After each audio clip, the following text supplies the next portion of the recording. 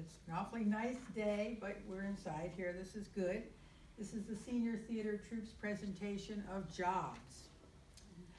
We would like to thank CAP, Community Arts Partnership, for sponsoring us, for Buffalo Street Books for hosting us, and for Lifelong, where we rehearse every week, every Thursday afternoon. For a brief history of our group, the Senior Theater Troupe was founded about 23 years ago by Sue Perlgun. Sue is not able to be here today, and she is also retired from being our director. So this semester, we decided to carry on and direct ourselves. You'll be the judges of how effective that is. Our group writes stories from our lives. We make our stories come alive with a solo presenter and then a choral response when appropriate. Sometimes we use props, sometimes we use dramatic phrases, and sometimes we use funny antics. I'd like to introduce the members of our troupe. I'm Jean. I'm Pat. Paula. Deirdre. Mark. Mary Ann. Emily.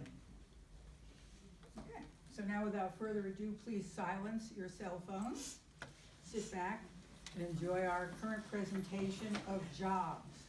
There will be a brief talk back afterwards if you have any questions or comments. Hey Siri. Put phone on airplane mode.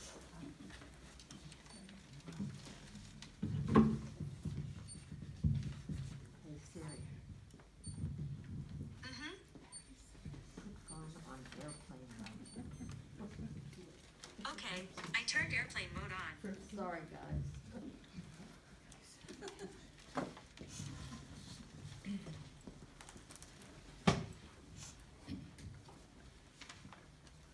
I didn't have a job in high school or college. My first job came later, in the summer of 1964, after I graduated from NYU. There was an ad in the Times. Part-time employment, earn good money. So off I went. A car was required, and I had my '49 Plymouth. I drove to a large industrial park just north of the Bronx.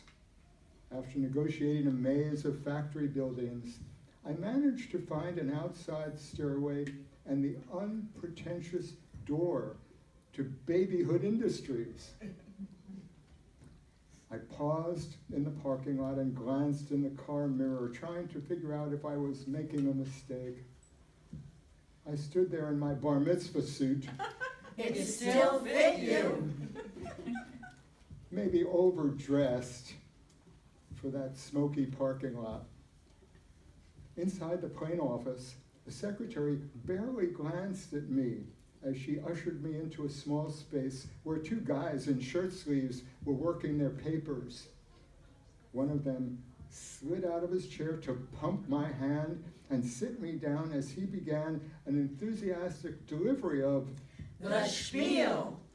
the same come on I would be expected to deliver to pregnant women all over New York City.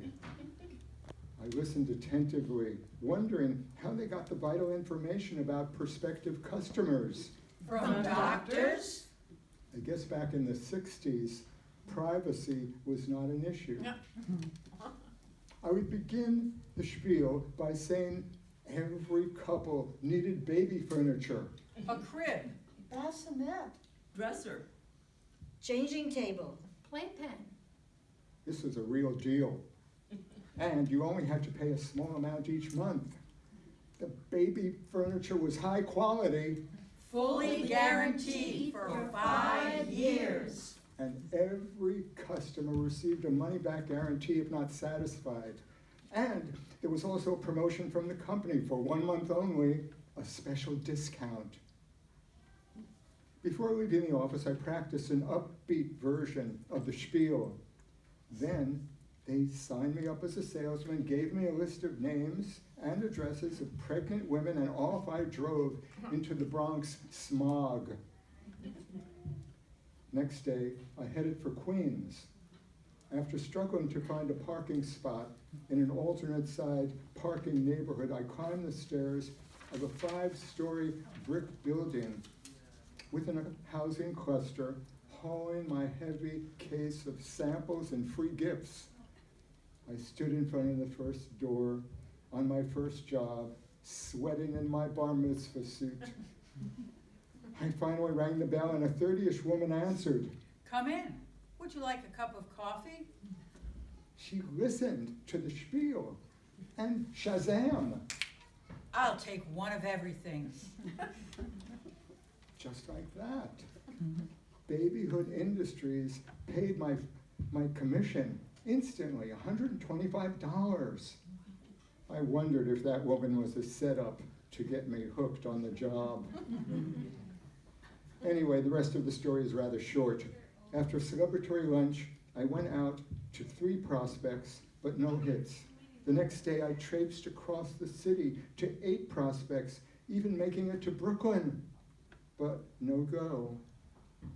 I can't remember if I worked a 3rd day or not, but there weren't any more sales. I quit the job after a few days. I realized that I wasn't cut out to be a salesman.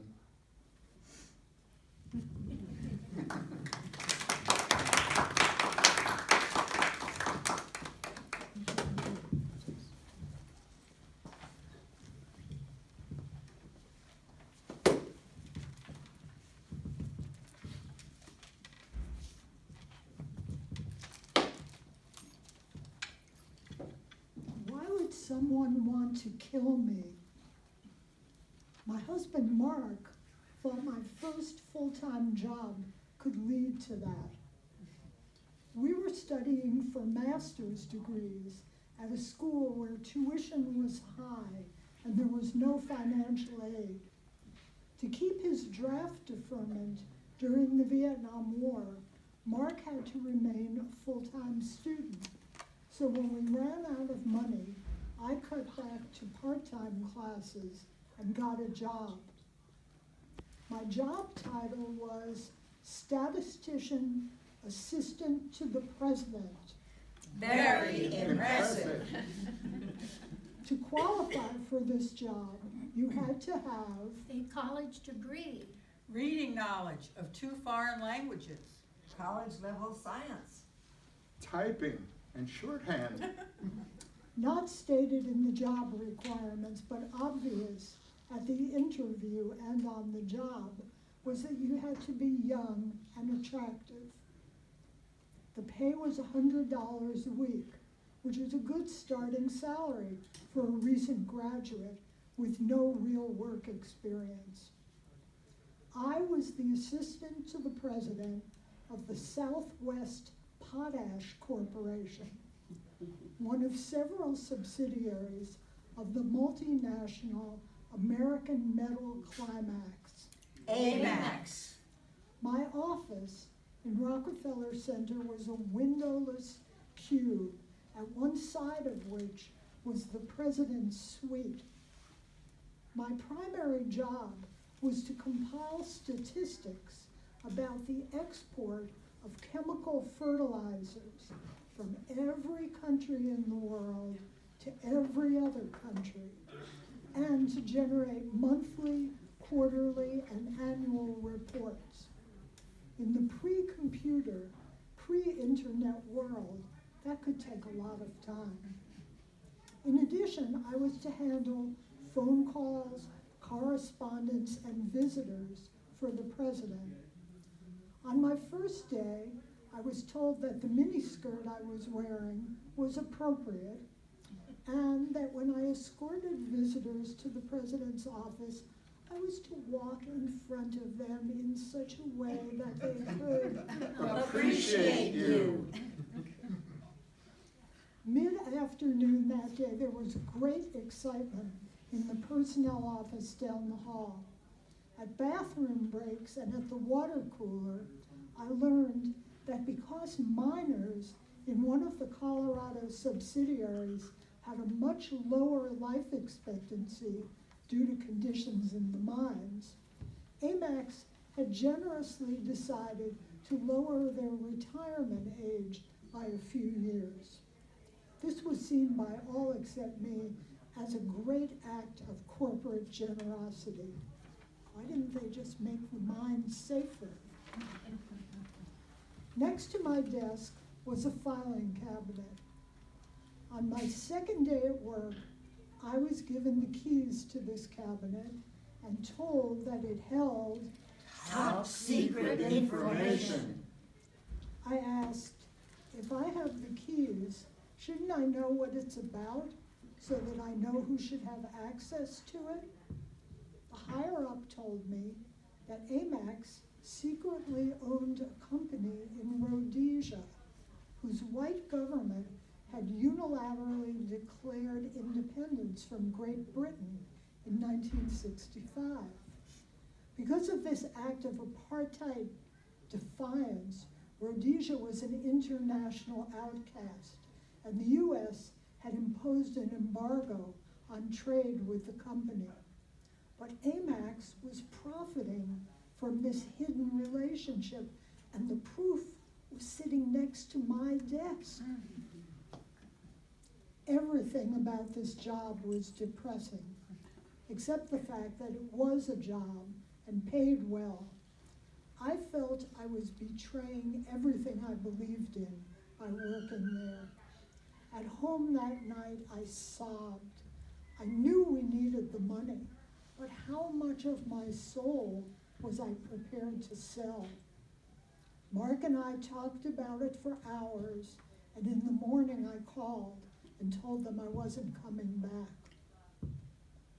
But, not knowing that my second day was my last, I'd taken the keys to the filing cabinet home with me. I started getting frantic calls, which Mark answered, saying I wasn't there, asking and then demanding that I return the keys. What to do? In the 1960s, Murray Kempton, a newspaper journalist, had written a lot about the outrageousness of the Rhodesian apartheid regime. I thought about somehow getting the keys and the location of the filing cabinet to him. I envisioned a spectacular expose kindled by my corporate espionage. Then Mark said, You know, they could kill you over this. so we thought about it over the weekend, and on Monday morning, Mark returned the keys while I waited in the car. Decades later, I worked with a man from Zimbabwe, formerly Rhodesia, and told him the story.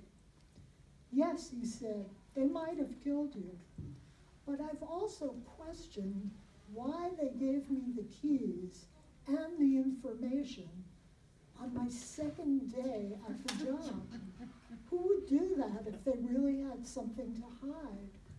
Maybe they were just making it up as a workplace prank to see how gullible I was.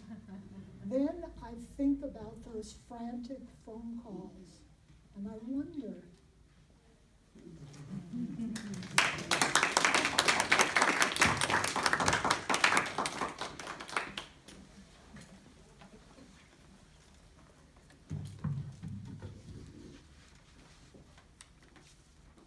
In 1966, my family and I lived in Idar Oberstein, Germany for a year.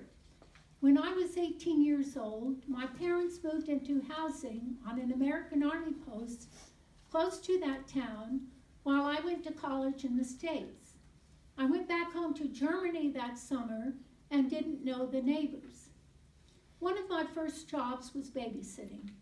One afternoon, I was walking in the stairwell of our building and a woman accosted me Hey, come here. and directed me to her apartment and pointed to her 3 children named. Maxine? Dot. Ditto. Then without any warning, she left for about 3 hours and expected me to babysit her children. I had no choice but to look after them. They didn't have much energy and were malnourished. There were no toys or children's books. The place was unkempt and the children's clothing was inadequate. They didn't talk much, but seemed pleasant enough, but I suspected neglect. The kids just sat around doing nothing. I tried to get them to play, but to no avail. They just weren't interested. Their mother eventually came back and thanked me. Needless to say, she didn't pay me. I never saw her again. The next babysitting job was just the opposite. The children's father was an Army captain, and they lived in a nice house on the post. These 3 children had a very competent mother. Children's books were strewn about, and there were plenty of toys. These kids were bright and congenial. My job was to make sure that they went to bed on time so that they could get up early the next morning and catch the bus to go to the Frankfurt Zoo. When the mother left for the evening, the kids got rambunctious and just refused to go to bed. I tried everything but was unsuccessful. They decided to test the babysitter, and they managed to outwit me. When the mother came home, she was furious. What? The children aren't in bed yet? They were still up, and the next morning they missed the bus to the zoo. That was the end of my babysitting career.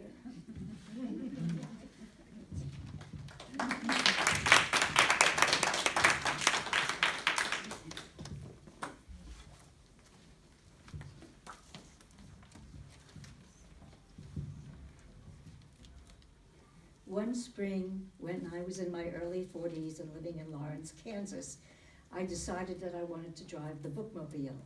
I had never driven anything bigger than a VW Beetle, but it looked like fun, and I was game. And in case some of you haven't ever seen a bookmobile, they're about the size of a Bus. But first of all, I would need to learn how to drive one before I applied for the job. How could I learn to drive one without having one to drive? I figured out a way to simulate driving a very large vehicle. I rented a pickup truck, and remembering that the bookmobile had no rear view mirror and that it had solid sides, making the driver depend solely on its side mirrors, I covered all the windows of the pickup truck with brown paper. It does have the same limited visibility as the bookmobile. I then drove it back and forth on the small alleyways that ran between the backyards of the houses on 2 neighboring streets. Thus, driving the pickup truck with its limited visibility through the narrow alleyways did indeed simulate driving the bookmobile on regular city streets. This was a children's summer bookmobile supervised by the children's librarian of the Lawrence Public Library. I applied to her for the job and was hired, pending a successful audition, driving the bookmobile, which I passed. In addition to myself, who would drive and be in charge of the books, there was a storyteller hired by the Parks and Recreation Department who sat in the passenger seat. She would read from 2 different books at each stop, one for the younger children and another for the older ones. But before we could start our rounds, 2 modifications needed to be made to the bookmobile. I asked Dick, who was in charge of the upkeep of the bookmobile, to install seat belts and also to find something to put behind my back so I could sit further forward and my feet could thus reach the pedals. I ended up leaning against 4 large round attachments for a buffing machine, each about 1 inch thick. Now I had to prepare for driving to the stops we would be taking. Getting into my VW Beetle, I charted the best routes between stops, which consisted of city parks, 1 residential community, and 1 summer school. Depending on the stop, there could be anywhere between 12 and 25 kids present, some in organized playgroups, some there by themselves, and some with parents. One day, I was stopped at a red light just prior to making a right-hand turn. I was at the intersection of two-lane streets. A long vehicle, such as a bookmobile, has to make a very wide turn in order to avoid going up onto the curb. However, when the light turned green for me, there was a car stopped on the cross street exactly where I needed to go while making my turn. This is what I thought to myself. I'm always so careful about everything. Why don't I just be like other people and take a chance and Make the turn. which I did. Well, it was soon clear to me that I didn't have enough room, so I did indeed have to drive up onto the curb. Did you know that causes a vehicle to tilt? Whoa. Want to guess what happened to the books that were shelved on the right-hand side of the bookmobile? They all came Crashing down. When we got to the stop we were heading to, we had to tell the children that there were books all over the floor so they couldn't come in. I told them how it happened, and they peeked in the door to see for themselves. They thought it was hilarious, as did I.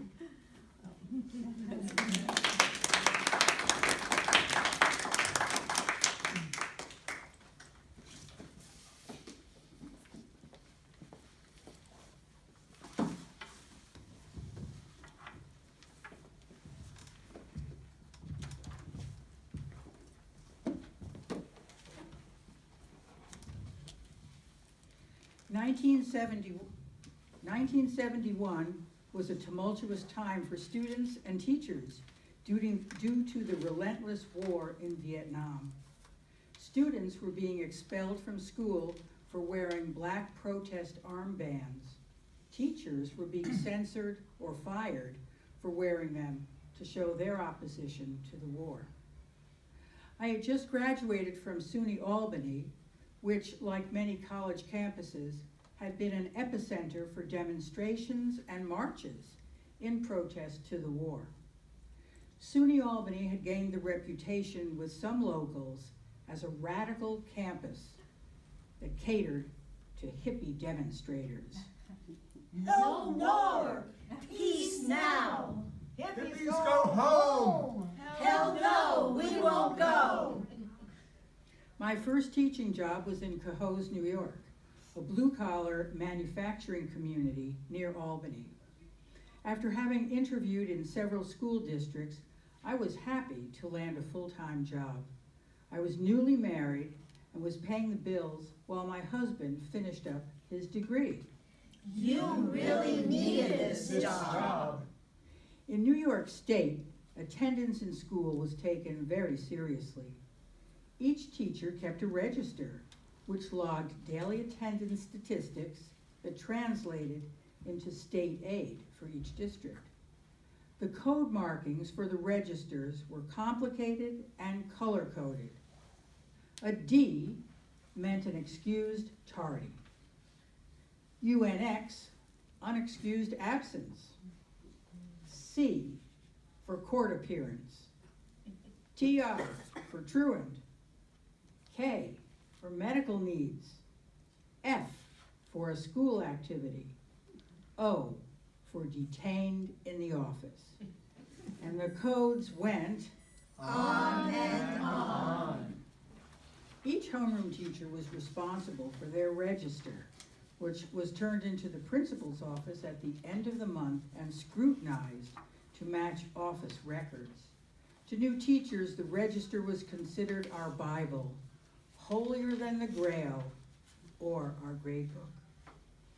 I decided that the best way to keep my register accurate was to take attendance in homeroom while the students were standing at their desks to say the Pledge of Allegiance.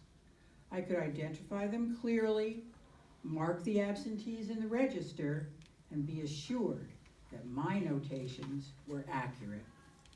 And thus, I kept my system going until one morning in October, when I was casually called down to the principal's office for A brief meeting.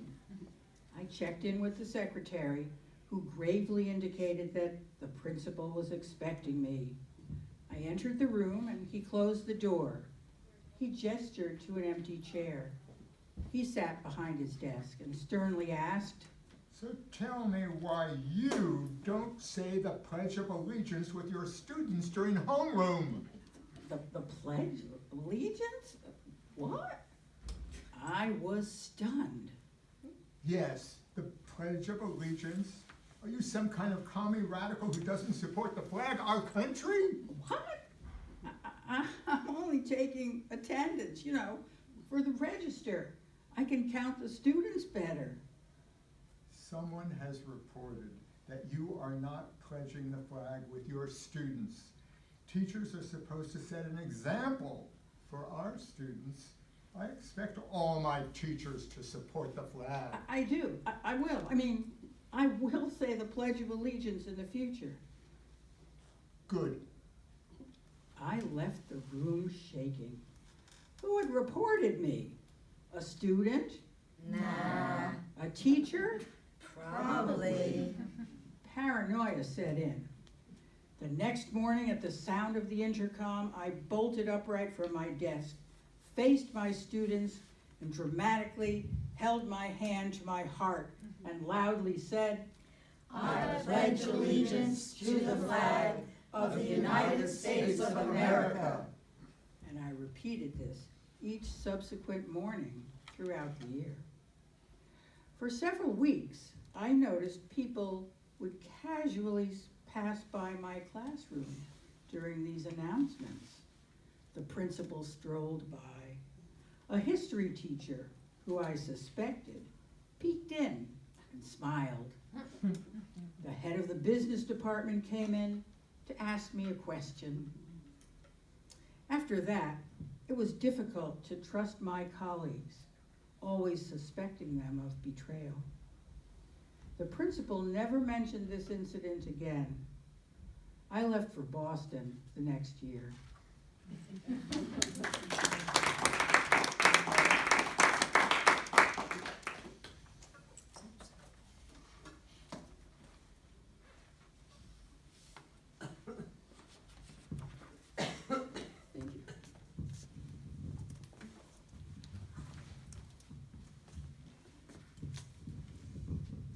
I was 15 when I got my first real job.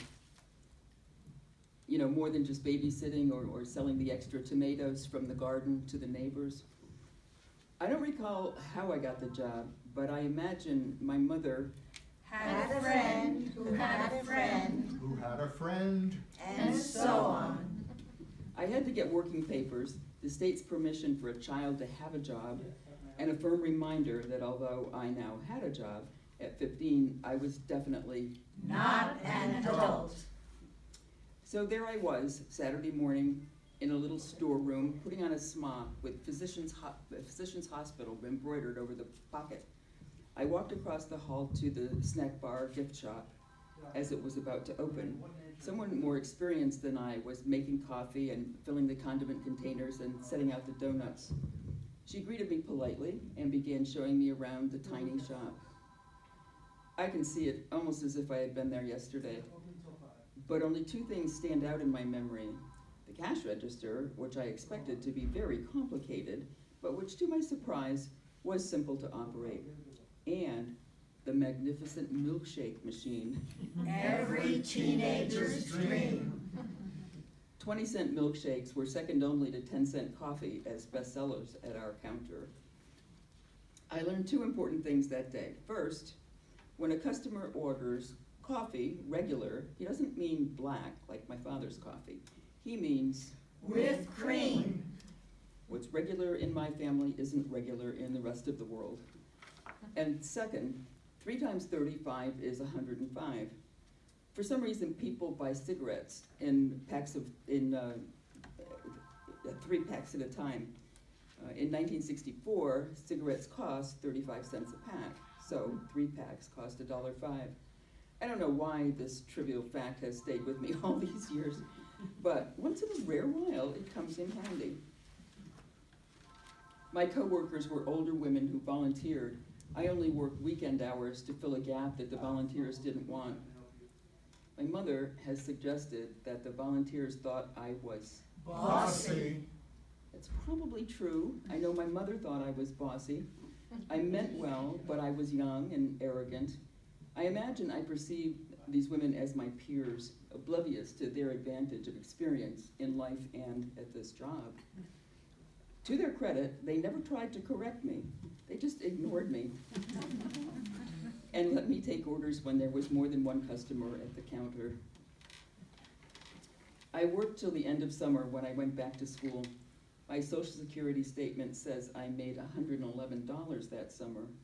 Minimum wage was $1.25. There's some kind of lesson here in the relationship between the hourly wage and the price of cigarettes. In 1964, you could buy 3 packs of cigarettes for the price of an hour's labor. Now, you'd only get 3/4 of a pack. And it may also be worth mentioning that today, 15-year-olds are not allowed to sell cigarettes. It was an adventure, but at the end of summer, it was over.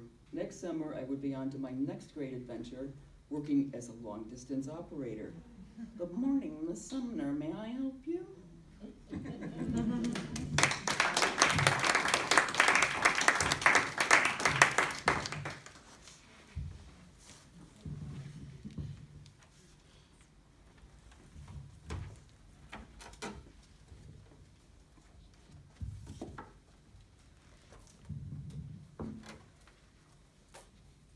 Throughout my life, I have somehow cobbled together a career that combined both writing and teaching. Teaching is the career I chose. Writing chose me. Until recently, self-publishing was not an option unless you paid A vanity press. to print your book, which meant that it would be considered second-rate and ignored by critics. Therefore, self-publishing was not an option for me, and I had no idea how to go about finding a reputable publisher, or how to interest an editor in taking a look at my manuscripts. Email has helped to streamline the process today, but when I was starting out, the whole submission process was grueling and could stretch out for years. What I needed was Guidance. but where to find it? I lived in a small town. I didn't know any writers, and certainly no editors. Then one day I saw an ad in a magazine about a writers' conference at the University of Indiana. It was offering workshops in writing for children. I sent off my application and a month later drove from Ada, Michigan to Indianapolis. What an eye-opening weekend that turned out to be. I attended workshops and panel discussions led by well-known authors, agents, and editors who inspired me and taught me all I needed to know about the nuts and bolts of publishing. They critiqued my manuscripts, encouraged me, and sent me home filled with renewed energy and hope. In 1975, my husband took a job at the university in Grand Forks, North Dakota, where I enrolled as an older than average graduate student in the English department. One day, when I asked the dean if he would consider sponsoring a conference similar to the one I'd attended in Indiana, he looked at me as if I'd lost my mind. North Dakota is a huge state with a tiny population. Our people are farmers. They aren't interested in writing for children. Nevertheless, I persisted and finally won out. He said if I could raise part of the funding and direct the conference myself, the English department would agree to sponsor it. For the next few months, I threw myself into the task of learning how to organize a conference. I wrote grants, reserved conference rooms, scheduled public school visits, and asked local bookstores to order books and schedule autograph parties. The department secretary became my right-hand man, or woman in this case. Other grad students were eager to help. I invited 3 well-known children's authors, an agent, and a New York City editor to lecture and teach workshops. To my amazement, they all said, Yes. Despite my careful preparations, I still had lingering doubts, and I wasn't the only one. When I showed the conference flyer to my husband, he gave it a quick glance and handed it back, saying, I hope you're prepared to call the whole thing off if no one signs up. My heart stopped. He had touched on my greatest fear, that the dean had been right all along. But by opening day, 40 people. had signed up for the conference. Some came from Fargo and Bismarck. Others drove hundreds of miles from tiny towns in the middle of nowhere. Towns like Hoople, Killdeer, Lakota, and Zap. Farmers' wives, shopkeepers, teachers, and stay-at-home moms, all craving, as I once did, a connection with other writers and experts who could guide them through the publishing process. When the conference was over, they wrote glowing evaluations of the speakers and workshops. Many said they'd been writing for years, but, like me, had had nowhere to turn for help and advice. The dean, who months earlier had scoffed at the whole idea of a conference about writing for children, attended some of the lectures himself. In fact, he told me he'd approached the editor with a story idea that had come to him while listening to her lecture on how to write a young adult novel. I was amazed. My persistence had paid off. A year later, the editor at the conference bought my first book, Spring and the Shadow Man, and the conference continued to thrive for years to come.